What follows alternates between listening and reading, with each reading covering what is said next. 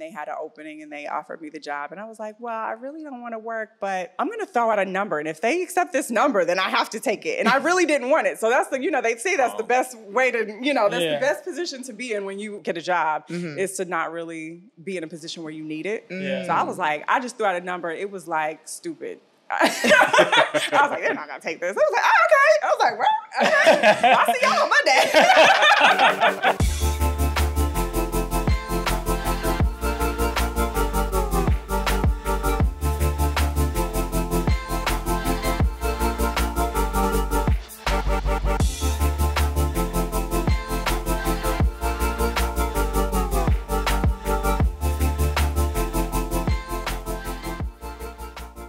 So welcome to the Nugget. I am your host, Joanes, and that is 2 syllables, Joa and Ness.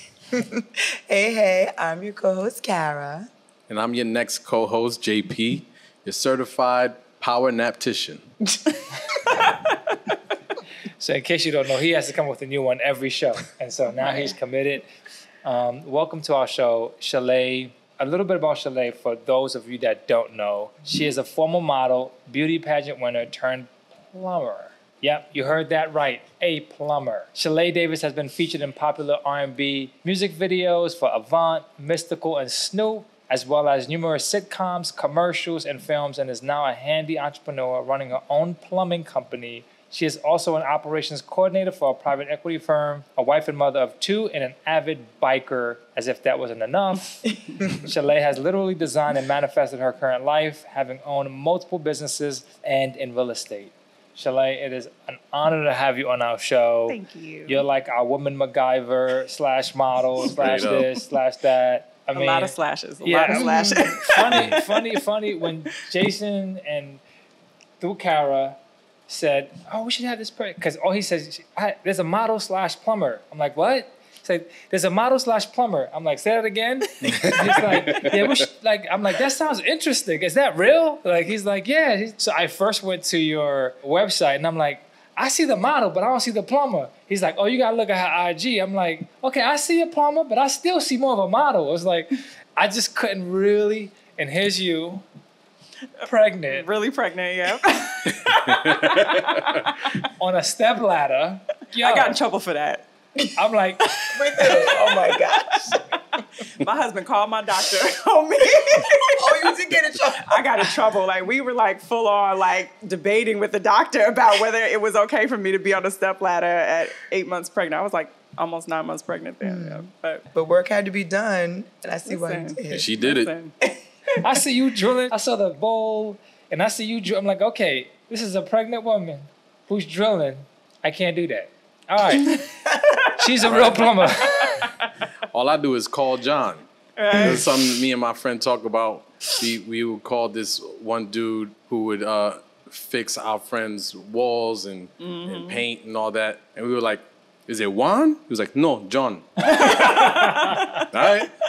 Anytime we had work like that, call John. Call John. Yeah. And anytime I need work like that, I call Shillae. Hey. I mean, Call your girl. That's right. Something's up with the kitchen, something's up with the basement. Yeah. Shillae, you on the way? And sure enough, she's on the way, ready, and as professional as ever. Shillae is on the way. Just to kind of go back a bit to your origin story, tell us where you're from and a bit about your upbringing. Okay. Well, I'm originally from Chi-Town, South Side. Chi-Town. Representing. Chi-Town. Born and raised. I was kind of all over the place as a child. So mostly Chicago, lived in California for a while, went back and forth. I went to 6 different high schools. So that'll tell you I was back and forth a lot. Mostly Chicago, South Side. When I turned 18, moved to LA. That's when I started my modeling career. And that started with like print and music videos. I was like video chick. But I was like the video chick that liked the check but didn't want to be like known as a video chick. So I would like hide in the back and the director would have to some of the videos. Where's Shillae? Yeah, some of the videos I did see, I was like, where is she? Oh, and there she goes. Still got that check though. But I wanted the money, right? So later moved to New York and started getting into commercial print, which was like actually way more lucrative. Should have gotten into that a long time ago. Everybody aspires to be like this, fashion model, and it doesn't pay well unless you're like supermodel. But, you know, that's a little tidbit that people tend to not know. Whenever anyone calls me and they're like, oh, yeah, my daughter or my friend wants to get into modeling, and they call me for the advice, and I'm like, commercial print, Target, you know, Walmart, like, you know what I mean? Like, you know, Sprint. Those are the ones that pay the money. And so I didn't really start making any really, really good money until nobody really saw me in anything. Look at that. It's like, you know, I was in like all the fashion spreads and layouts, and it's like $250, you know, per spread. Like, you're not making much money. And First of many nuggets. People listening. Yeah. Music videos. Back then, I don't know what they pay now, but back then it was like good $1,500, $2,000 a day for the, you know, for those. So like people didn't realize like the different aspect or the different parts of modeling get paid differently. And then so then you get into like commercial print, and then you're like, oh, $20,000 for the job. Oh, you know what I mean? $35,000 for this, you know, for this ad. So kind of changed the game a little bit, where I was like, oh, people don't see me as much, but I'm good. I'm with it. I'm with it. So I started working for a private equity firm because when I transitioned from fashion to commercial print, I would still make a nice living, but wasn't booking as many jobs as I once was. So I was like, oh, I have time to, like, you know, do something else. So I would like temp. I ended up temping at a private equity firm. Then they had an opening and they offered me the job. And I was like, well, I really don't want to work, but I'm going to throw out a number. And if they accept this number, then I have to take it. And I really didn't want it. So that's the, you know, they say that's the best way to, you know, that's the best position to be in when you get a job is to not really be in a position where you need it. So I was like, I just threw out a number. It was like stupid. I was like, they're not going to take this. I was like, oh, okay. I was like, well, okay. I'll see y'all on Monday. and that's how I ended up there. And I was an executive assistant. And I wasn't, you know, I was like, I was good at it, but I didn't really, it wasn't really fulfilling to me. I'm always like kind of looking for the next best thing. So, you know, I love working with my hands, and I would like, you know, take apart my TV and fix it and put it back together and stuff like that. And so I was like, where can I find my lane? And so we had one of the other EAs. She was doing the IT stuff, but she didn't know anything about IT at all. Like, she would call me over, like, how do you copy and paste something? And she was handling our IT. So I was like, well, let me raise my hand and say, I would like to take an A+ course. Would you guys pay for it? And they were like, yeah. And so I was, not even a year later, they promoted me to IT coordinator. So I did that until I left to, you know, pursue other things. That's kind of how that happened. And I feel like that part is really important, because especially as women, we tend to not ask for what we want. I kind of was apprehensive about it. I'm like, well, I'm just going to pay for these courses myself, and like, you know, and then maybe they'll see me. And I'm like, no, I'm gonna ask them. And if they say no, maybe I'll still pay for them. So, you know, and I'll set myself up, and it's like professional development for myself. But like, why not just ask? And every time I raised my hand and said, oh, can you guys, you know, do this? Yeah, absolutely. And in my review, they'd be like, keep asking us. We'll support you in whatever way. And then also, when I did get promoted, I made sure that they knew everything that I did. So when you talk about my review, we were talking about this earlier, Kara, right? Like highlighting, this is what I've accomplished. This is how I've saved money. We changed vendors here. You know what I mean? Like this, like highlighting, you guys made a great decision. So then when I come and ask you to pay this money, yeah, but people forget. Please, thank you, you know? Right. So my current role, one of my jobs, is an operations coordinator for another private equity firm. And I actually worked with the partner of this firm at the first firm I worked at. So he was an associate, entry level. He was an associate at that firm, went on to be CEO of one of the portfolio companies, and then recently launched his own firm, and then reached out to me and was like, hey. You go fishing for the good stuff, right? You're like, yo, who you going to snap up? That's messed up when you go look at it like, yo, you know who I want, right? Listen, but they know when they got someone good in their corner. They know what that paycheck is. They're like, we'll match it. Right, that ain't a problem. Yep. You tell me how much you're trying to put out. I'll be there on Monday. Exactly. I'll be there on Monday. Yeah, so it was crazy because I was plumbing, and I love plumbing. Plumbing is like my love. But I was also pregnant, newly pregnant.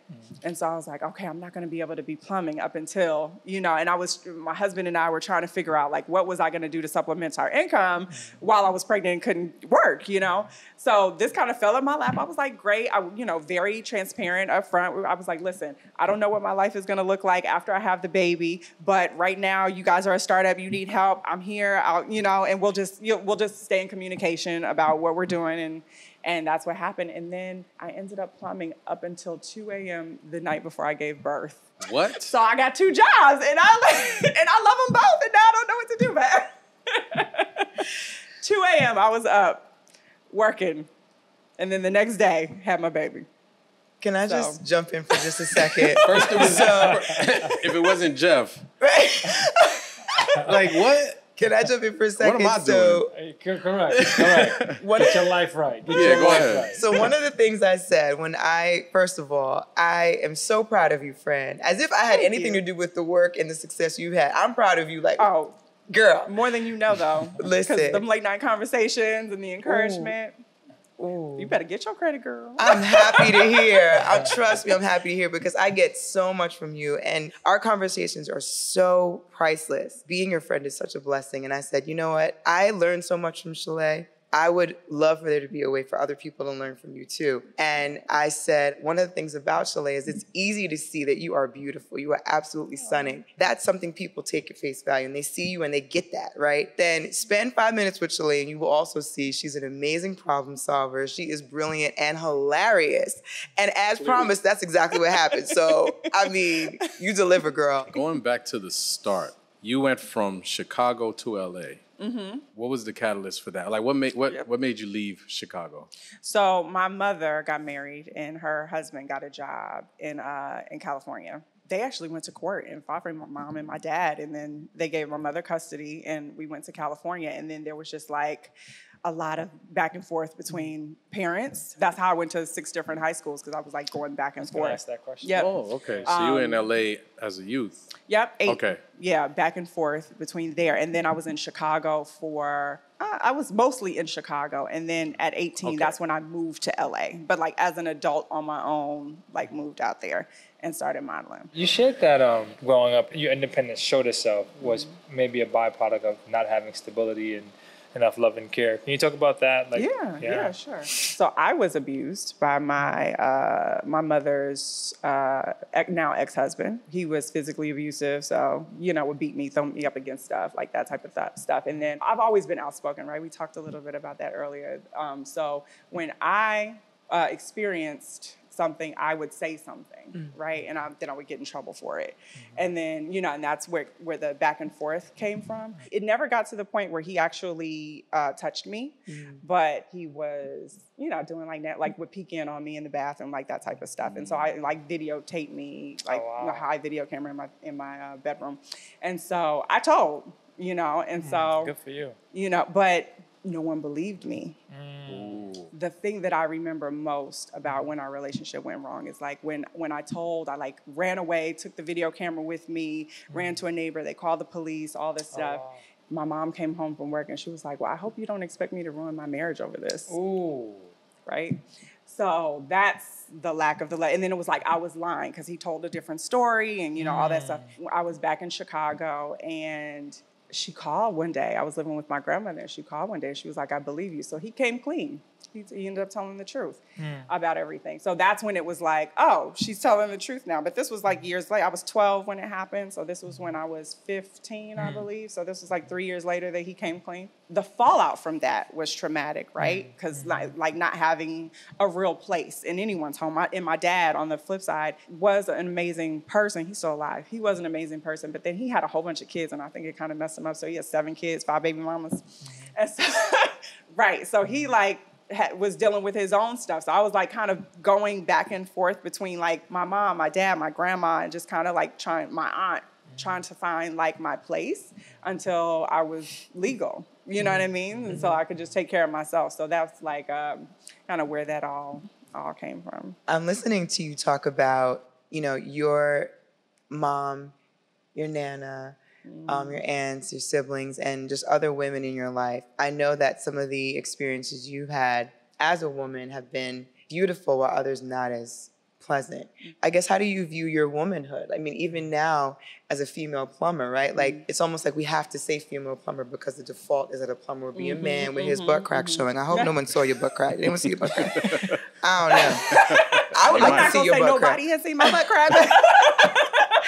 I wouldn't mind. It's a thing. It's a rite of passage. It's a rite of passage. It's definitely a thing. You know Plumbers where it comes from. It Plumber comes butt. from because you're I've never always heard like, that, but you haven't heard of plumber's crack? no. Oh yes, it's a thing. Okay, it's a thing. Okay. We're always in very awkward positions under sinks and like, you know what I mean, like toilets and reaching around. So if you have on jeans and the belt is like it just happens. With the tool belt, it weighs it down a little bit. Is that No, part of it? it's No? just when you bend down and you got on pants. I just got a quick ding. New product on the market. A belt. Listen. Shark Tank, high rise in the back drawers. You know what happened? I didn't have plumber's crack while I was pregnant because I had maternity pants.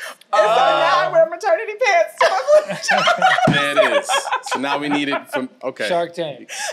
There it is. All right. Right, we're teaching. Jason is listen, working on the patent right, soon. He'll be right. giving you. all women plumbers. That's the hack. Maternity pants. See, look at that. I was being selfish. I was thinking about the guys. Yeah. I ain't even a plumber, but let me cover my Listen, that's what Maternity pants for men. paternity pants. Maternity pants. Right? There we go, back to the P's. We're gonna write all of that down. Well, we're taking away from this, right? That men are not the only ones who can be plumbers, right? And we're injecting womanhood into places where it belongs because we really should be counted in anyway. Like we shouldn't ever feel counted out. So I guess with all that in mind, and we always celebrate womanhood. Everybody here, of course, does too. How does that feel for you? Or like I guess how do you express and celebrate your womanhood at work or? It's so funny because being a female plumber, you don't forget your womanhood because everyone always lets you know that you are, I've never seen a woman plumber. I've never, it's like always brought up, that you're a female plumber, that you're a woman who's a plumber. It's funny because when I was apprenticing, it's like I would always get compared to like the other male apprentices, like, oh, she's better than you. She could run circles around you. But it was like a compliment because I was a woman. You know what I mean? It's like, oh, she's a woman and she can do this better than you. Like she's not supposed to. But she can. But I embrace it because plumbing is hard. You got to be strong. It's a lot of work. It's disgusting. Like, I understand why a lot of men do it and a lot of women don't. You got to be a special type of person to want to get into that field. In life, you wouldn't guess that I'm a plumber. Like, I was scared to go in my basement before I became a plumber. Like, by myself, my husband would have to come with me. Get out. Bugs. Like I'm like very girly in all these ways, and then like smells, you know what I mean? I'm like, ugh. And then meanwhile, I'm a plumber, and then it doesn't bother me when I'm on the job. I can't explain it. I don't know why, but that's what it is. But it's the reason why women money. Oh, there you go. But Changes things. I want to get into that note soon, but it's funny you say that because I remember when you were replacing the water heater. I came downstairs to see if you want anything. In my basement, in my house. And I was like, ooh, I saw a bug. But she's like, you need anything? You need anything? I'll throw it to you, girl. And you were like, I'm fine out here. I'm fine. And I was like, she's so brave. Just chilling with the bugs. yeah, it's my life now. Wow. It's so weird. And I'm still like skeevy around bugs, but like I understand that it's a part of it. And so I just like, all right, roll my hair up, make sure they don't get in my hair. What's been like the most like gruesome? Because I mean, with plumbing, there's there's a lot of things about fixing broken bathroom stuff, right? Oh, Sometimes yeah. a lot of feces. Oh yeah, It's Feces, real. feces. it's so What's real. the worst scenario? So Yeah. here's the worst scenario, and this happens pretty often. She says with a smile. Right. Much fun. You're excited It's about like- this. Okay. All So right. when a main line gets plugged, there's like this trap. It's like this U thing, and there's two caps on top of it, right? And when that thing gets clogged, usually it shows itself in like the lowest fixture, which is the bathtub. So it starts backing up in the bathtub or the downstairs toilet or whatever. So you know what's going on. And so I have to get down in that pit, and it's the moment, because so much pressure is in there, it's the moment that you take that cap off and all of the shoots up. Yo. It's disgusting, but hilarious. It's really fun. Is it like a Nickelodeon scene? Where? Except it's not Where is green it hilarious? slime? I'm trying to figure out as well. It's like you're trying because every trap is like in a different location and stuff like that. It's like a game. It's like you're trying to like get it to not Where's the really trap? blow. Like, how slowly can you take this off, or is it just gonna pop? Because sometimes the pressure, like once you loosen the cap, Right. it pops it off. Oh my. Like so, it's kind of like fun to like How do you? Okay, because you Not know I have reading. many You're not questions. reading. Hilarious. Nah. Anyway. So when the baby has a messy diaper, are you like, oh, that's fun? Like, oh, that's Yeah, cute. so now your mother experience it. What is motherhood experience like being a plumber? light. You're like, It's light. Yeah, you're like, your Light husband's work. like, oh, he's like, did you like, yo, man up. Man up. Man up. What do you mean? This is nothing. Meanwhile, I do neither. Yeah. And I'm happy about that. It's crazy. I love it. What- I love it. So It's just- you talk about how you've always loved, taking things apart, putting it back together. Where exactly did that come from? Being handy. Good question. I don't know. I think maybe it's just in me. I think my mom is the same way. So I think you're just kind of born with it, or maybe I've seen her. She's not like a fix-it person, but she's like a DIYer, like do stuff Okay. around her house type of thing. Like, she'll One of my sisters is like that. Yeah, I get it. artwork and all different types of things. So she'll like fix up her house, and so maybe that's where it comes from. But I've always been like that. I'm like, I can do it. It's like it's like that independence in me. I'm like, oh, and the cheapness. I'm very cheap, so I'm like, Fix it. I can do it.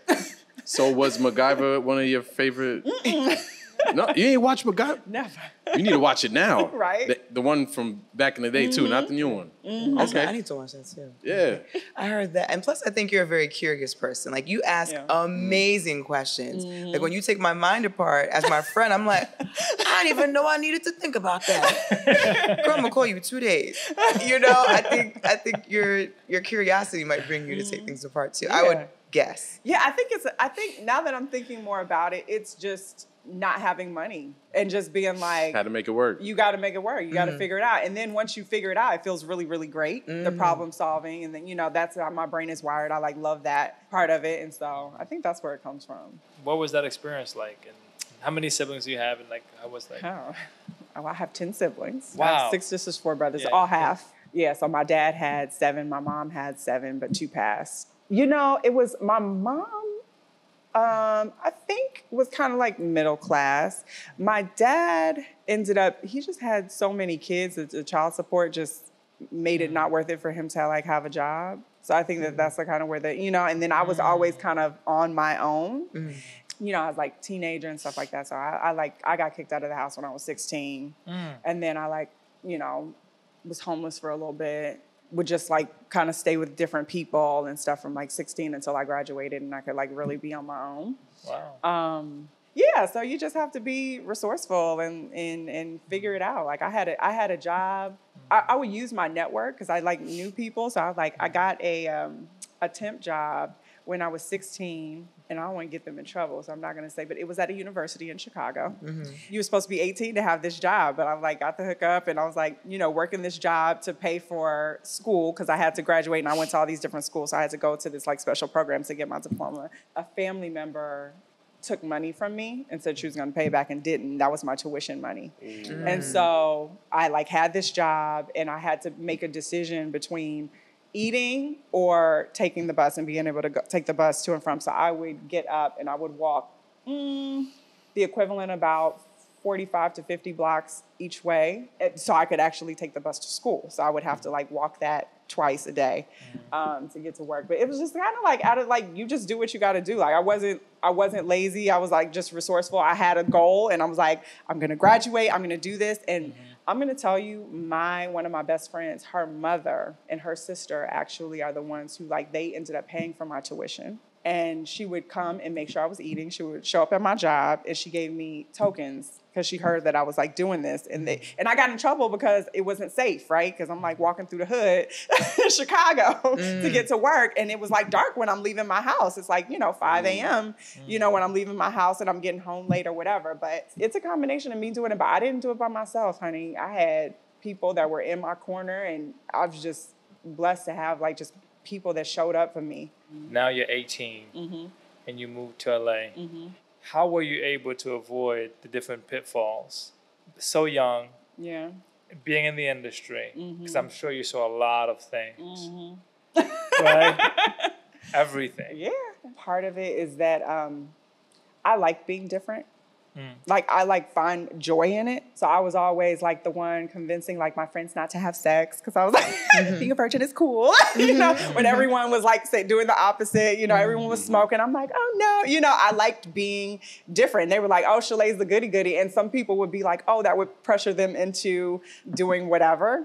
And it has the opposite effect on me. You know, so that was like, I've always just kind of been weird in that way. Like, I march to the beat of my own drum. You know, you see people doing drugs around me and drinking, you know. I just saw people drunk, and that is not what I aspired to. I was just like, I like to have control over what's going on. So, like, you know what I mean? It was always like these, I would just kind of think through it. It had nothing to do with what everyone else was doing. It was like, I had morals. Maybe that I don't know where that maybe comes from my father. My father was like big on that, and maybe he instilled that in me. But it's just it hasn't been, it's like effortless. You know what I mean? To like do the right thing is like it's easy for me. Sometimes it's harder for people. You know what I mean? Because they have different needs or whatever, or different validation or something like that. I've just never really needed that. So it kind of, I mean, I'd like to take credit for it, but it wasn't really hard. I just knew who I was, and I liked not being like the other chick that was sleeping with everybody. I liked being a little sis. You know what I mean? You know what I mean? It's like every chick wants to be the one, the groupie and the whatever, but I liked being the one that, you know, Snoop talked to about his marriage problems. Like, you know, I don't know, whatever, you know, that was like fun for me. And you still got to kick it. Like, absolutely. Oh, I had fun. Yeah. I had Big fun. kicking it. Big kicking it. I had fun. And I think, you know, I found out that you get more, for instance, when everyone's like sleeping with dudes. I'm like, no, if you don't sleep with them, you get more because they trying to get it.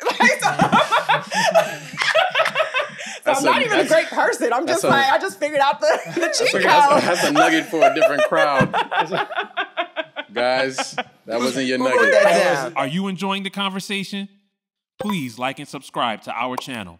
Be sure to hit the bell for notifications and be the first to know when new episodes drop. Do you have any nuggets of wisdom to share? We'd love to hear from you on the nuggets you've learned. Please comment below. Do you have an audio podcast?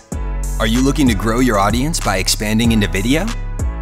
Partner with Prosper Digital TV, a virtual and full-service video production company with a dedicated team ready to expand your podcast into video. Visit www.prosperdigital.tv or call 718-622-0062 to get started today.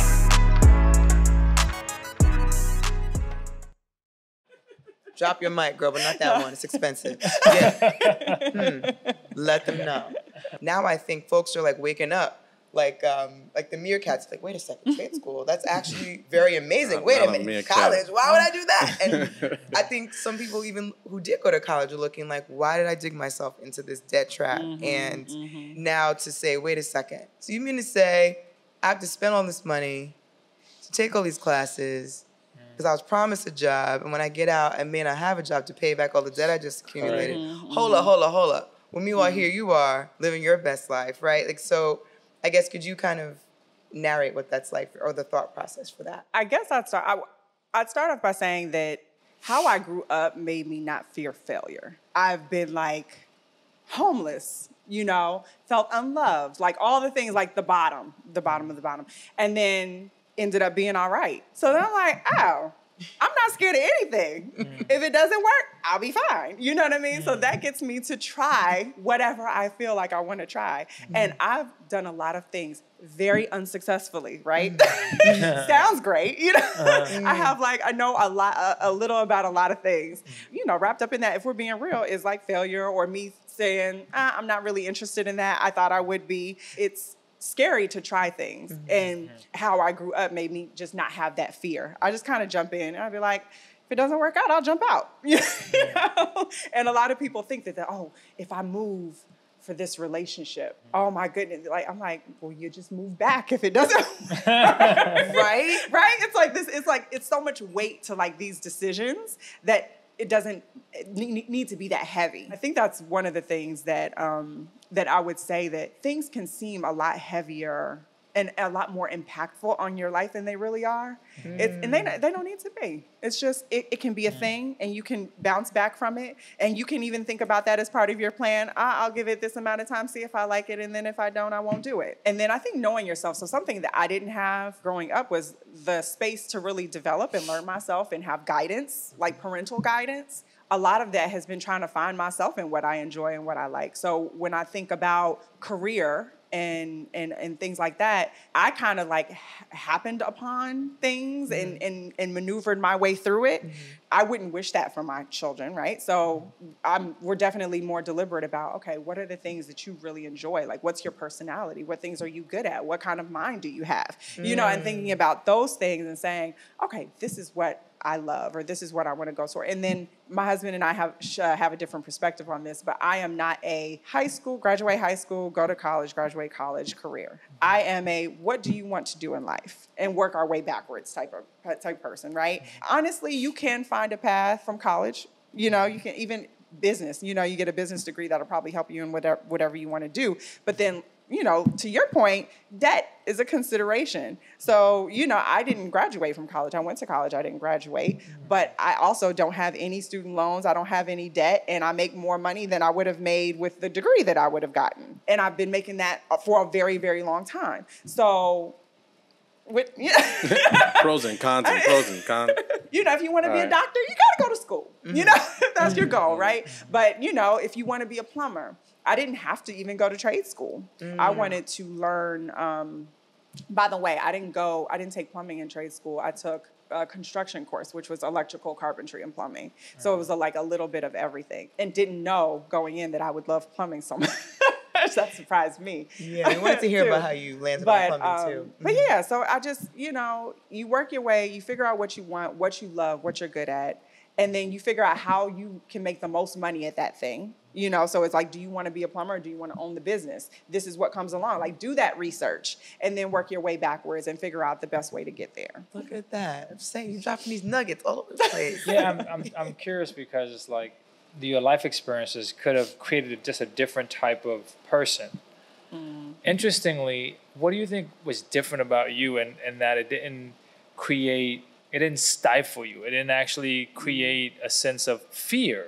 What about your experience created a fearlessness versus like failing can create like you know, sometimes it's like, what in your psychology made you not think, holy whatever, smoke. If I fall, there's no one to catch me. Make sure I don't fall. Versus the hell with it. If I fall, I fall. Right? That's a whole different psychology.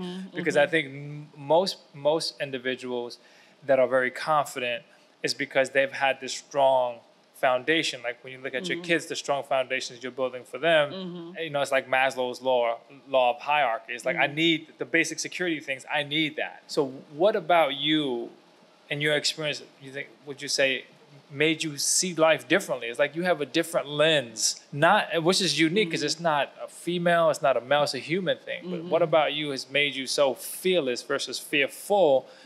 The two are so different. You know, if I had the answer to that, I'd probably have a lot of money. I don't really know.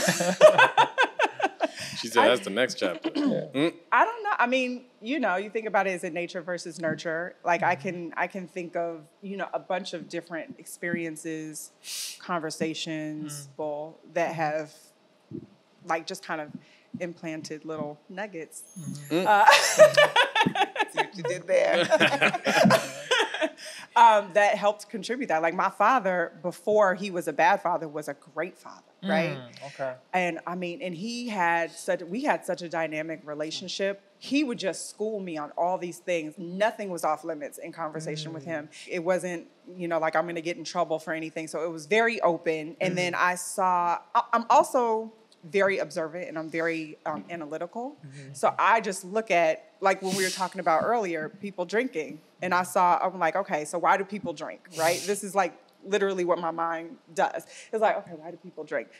to lower their inhibitions. They want to have a good time. They want to party. I don't need to lower my inhibitions. I don't like the taste of alcohol. So I'm going to opt out because I'm good there. You know what I mean? So it's like kind of just me analyzing, seeing how something affects someone else and just being like, I'm straight. I'm also maybe scared of that because I don't know. I mean, I love food. Love food. Now we're talking about my department. Right. You like that? And so I'm She like, loves food. I could have an addictive personality. I don't know because I know how I am with food. Oh, okay. Am I going to You don't need take that that vice. first sip to kind of roll the dice on how that turns out? Am I going to smoke that first joint to see how that turns out for me? I don't think I want to do that. Like that could lead to crack. I'm not sure I want to be a crackhead. You're like tequila or taco.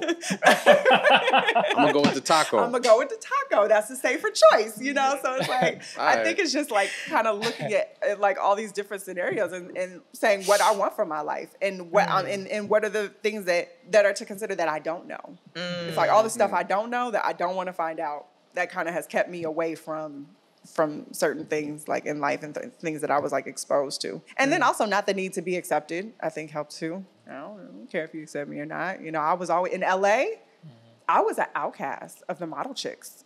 Like I was loud. I was like, I don't mess with these chicks. They fake. Like, you know, my friend used to make fun of me because she was like, that's how we met you. Like, she was like, that you were like on the phone, these bitches are right here. And I was like, I'm just here to get my check. Like, whatever. I didn't need to be accepted. And so like that takes a lot of pressure off of like all of those things that can get you in trouble are usually because you want to be accepted or, you know, whatever. And I didn't have that need. So you have a certain disposition about celebrating yourself. Just personally, something I tend to do is if I'm working on something or I'm really excited or proud of something, I whisper it. There are so many things where I've done that and then I don't even mention it. I imagine that someone might be listening to this wondering the same, right? Who might want to be an entrepreneur or they are a budding entrepreneur, but they might find that marketing is challenging because they don't want to show their face or they don't want to tell people or they aren't maybe as confident in the product or whatever it is. So I guess what's your disposition on celebrating yourself?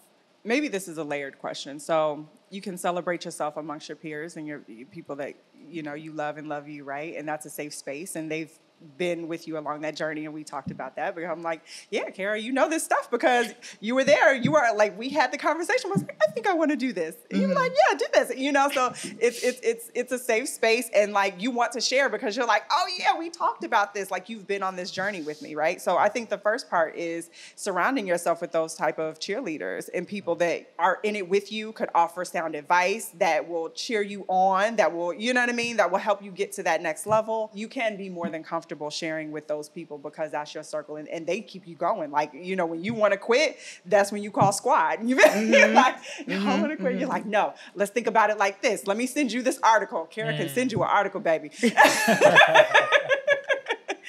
Yeah, listen to this podcast. Like, you know what I mean? So like for that part of it, I feel like your circle is very important. Who you surround yourself with. You shouldn't be worried about keeping things to yourself because it doesn't feel safe to share it. Then that means you need to change who you're around, right?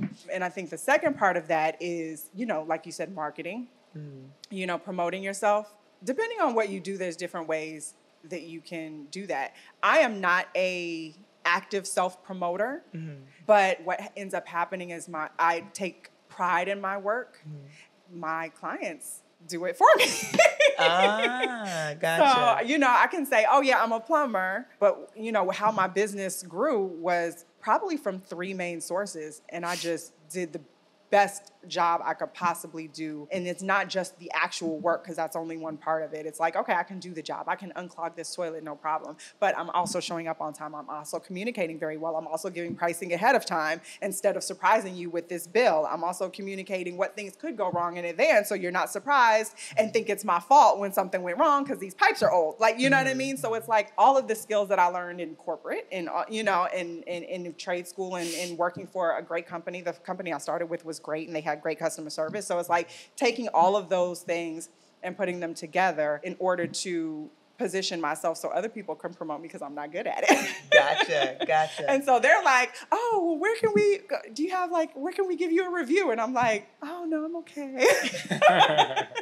But it's word, you know, in my business in particular, it's word of mouth. Your business is something in marketing if that's not your personality, maybe that's not for you. You know what I mean? So that goes back to like what we were talking about, is knowing what you enjoy, but also what you're good at and what works for you, and figure out a plan. And if that plan can work based on your personality and celebrating yourself or not, like how do you get where you need to be based on, you don't have to necessarily make yourself so uncomfortable. And thinking about pivot, right, that whole mindset. I mean, it's easy to think about something, but it's just a little harder to do it, because I'm watching you on your motorcycle. I'm like, well, where did you know how to ride a bike?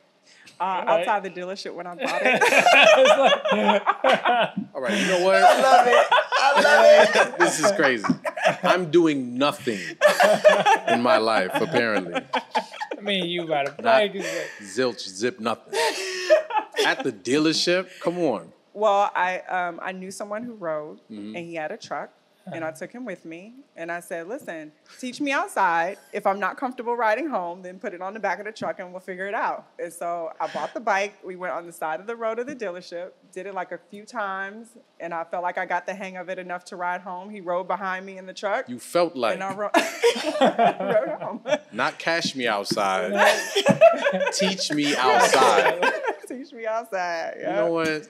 All right. I love that. I didn't know that story. I'm living differently tomorrow, yo. I'm just like, I'm living different. Like, I'm living. what are you doing tomorrow? This whole. What are you doing Tuesday, my brother? Like, what excuses are we bringing to the table? Right? Excuses are tools of incompetence. I'm not gonna get into that. No. It's really hitting home now. Okay. Yeah, it's just, boom. Again, I'm just impressed by like, where does that come from? It's one thing you mentioned. If you had to go back and just think about the many little, you said the little nuggets, these little things that add up to either strike us down or build us up. And it seems like there's been a lot of moments that you've chosen to author and to determine that you are going to make a different choice. Was there one moment that you think that was the impetus for the beginning of that? Because I think it's like we always have to start somewhere. Timing is everything. And you mentioned your father was just amazing in terms of sharing these things with you and until things change. If you can go back, is there a moment that you can touch upon and say, well, that was such a powerful moment to keep believing? It's okay to not be afraid as opposed to being afraid. I can't really recall a moment. I think it's just a combination of moments where it seemed so bad and then it wasn't. And I think that when you experience that enough, that you're like, oh, I can be happy after this, or oh, this didn't break me. You're like, well, shit, what can break me? I don't think anything can break me. You know what I mean? I think you kind of just realize that, like, think that in these situations, you just would have been broken. And when you're not, you're like, I'm a superhero. Okay. I know that's right. I love that. I think that's just what it is, just not. And then I create a safety net for myself in every situation that it seems like I'm jumping off, right? And I do jump, but I also have a contingency plan. I have a backup plan. I know how to pivot, right? And you feel very safe in that. So for someone else, it seems like a more scary thing. But like, for me, I'm like, if I move across the country to be with my now husband, who was just my boyfriend of 4 months, that seems like a big undertaking. But I also have a condo. And I was like, okay, so what notice do I give my tenant? Can I give my tenant within 30 days? Okay, so within those 30 days, what can my move be? Like, you know what I mean? I've already mapped out my contingency plan. So now I'm like, oh yeah, I'm moving. And someone from the outside looking in might be like, oh, she just moved across the country to be with this man. And I'm like, yeah, but I was safe. Like, I was good. You know what I mean? I knew I was going to be good no matter what. I'm going to go with how I feel. So glad I did, because my man is the bomb. But, I'm going to go with how I feel, but I'm not going to be stupid about it. I'm not going to not be prepared for the reality that something could go wrong, that this could not work out the way that I want it to work out. Just the comfort in that planning and just being like, oh, okay. So if it could work out, and I hope it does, and if it doesn't, that's fine too, because this is what that looks like for me, and that's not scary. So I don't know. I just don't know if it is in a particular moment. It's just having failed and being all right. I think that's really important, is to be like, I didn't come out of this unscathed, right? I'm like, I marked, I fell on my bike, I got marks, but like, I learned, okay, there's black ice. I've learned that it is hard, almost impossible to break me. What would But I you tell to remember it someone all. that is fragile and that is at a place in their lives where they're faced with some really tough situations and have had some upsets? They are someone that is not bold, that is afraid, that does not have that fearlessness. What would you share with someone like that? It's probably not what someone would want to hear. You have to respect who you are as a person. And I feel like a lot of people try to, like, they want to be somebody different. And that's beautiful, and I think that you should strive. But I would say find a way to work within who you are and be authentic to who you are and figure out how that works. So, like, if you're not fearless, right, then that doesn't mean that you can't do something.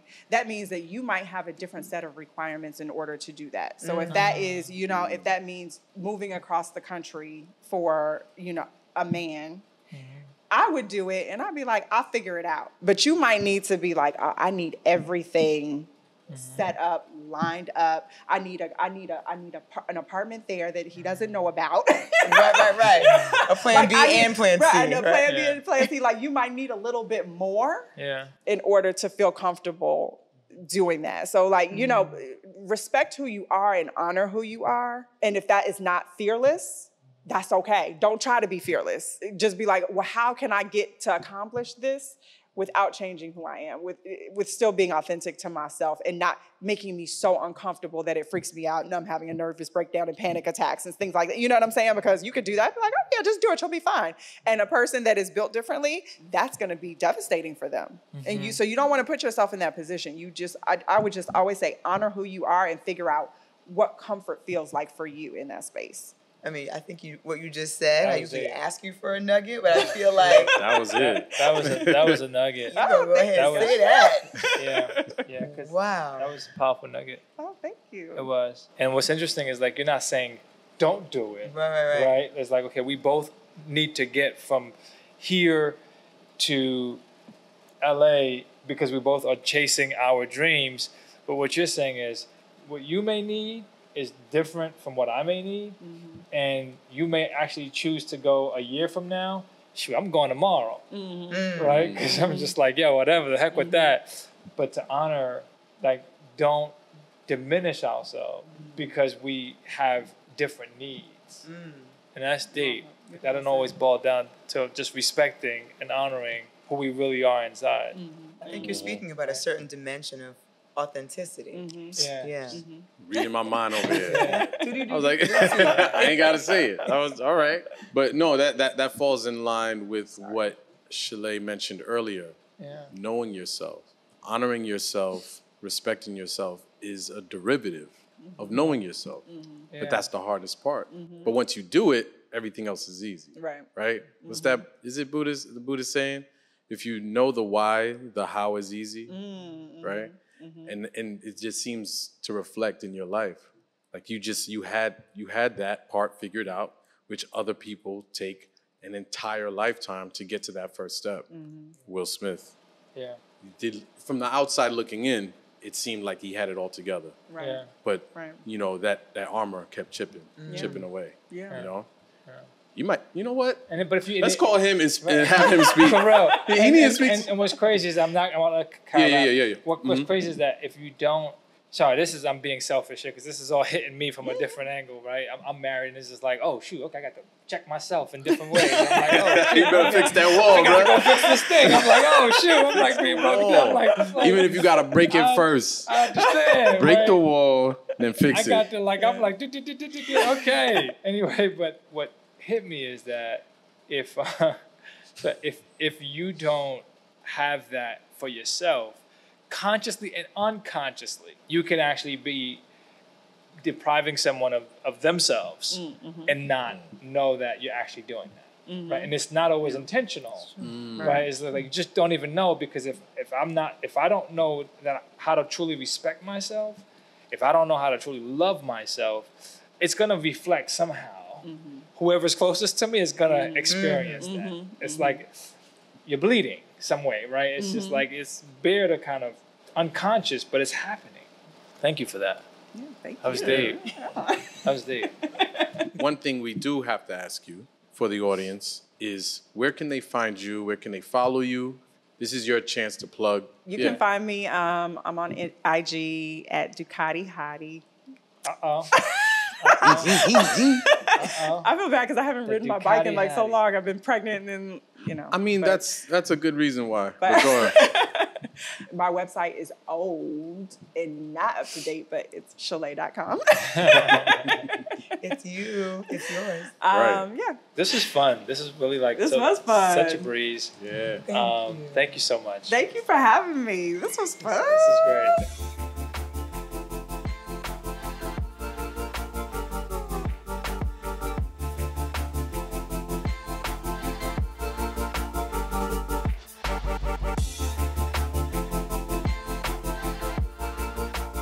Thanks for watching the latest episode of The Nugget. Please like and subscribe to our channel. Hit the bell for notifications to know when new episodes drop. Do you have any nuggets of wisdom to share? At The Nugget, we're all about fostering conversation. So please jump in the comments section and share your wisdom with us. After being shot and paralyzed at the age of 13, Jeff Williams' life looked bleak.